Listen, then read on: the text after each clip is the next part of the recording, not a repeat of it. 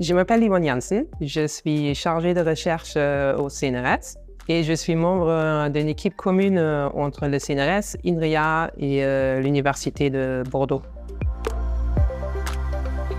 Je travaille à l'intersection entre l'interaction humain-machine et la visualisation des données. La visualisation des données s'intéresse à comment représenter des données d'une façon que ça soit compréhensible pour l'humain, pour que ça fait sortir visuellement ce qu'on aimerait communiquer dans les données. Je m'intéresse surtout aux décisions personnelles. Donc, avec ma doctorante Morgane Koval, j'ai travaillé sur la planification du temps. Donc là, il y a des biais bien connus qu'on a du mal à bien planifier notre temps et à prévoir assez de temps. Donc souvent, on est en retard pour plein de choses.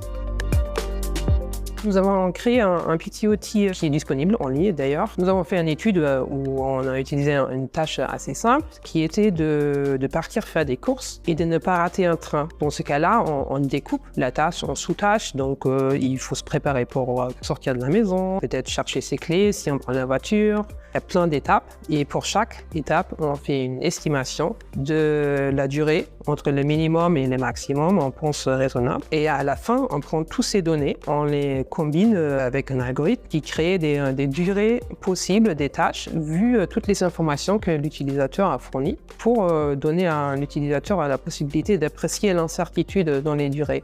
Et en général, on réalise qu'une tâche, on pensait qu'il va prendre 30 minutes, va en fait prendre plutôt entre 35 et 50 minutes.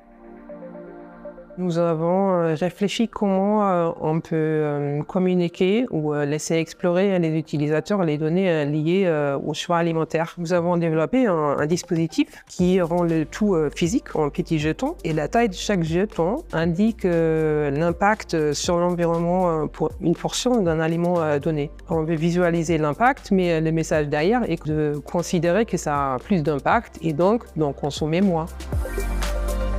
L'interaction humain-machine, c'est beaucoup plus grand que ce que moi je fais. C'est vraiment l'interface entre la psychologie et l'informatique. Et c'est pas l'humain qui doit changer, c'est la machine qui doit changer parce qu'on l'a mal conçue. Donc je prends grand plaisir d'apprendre des nouvelles choses et de faire des découvertes. Et quand ça arrive, c'est vraiment un moment qui me donne beaucoup de plaisir et qui me motive à continuer.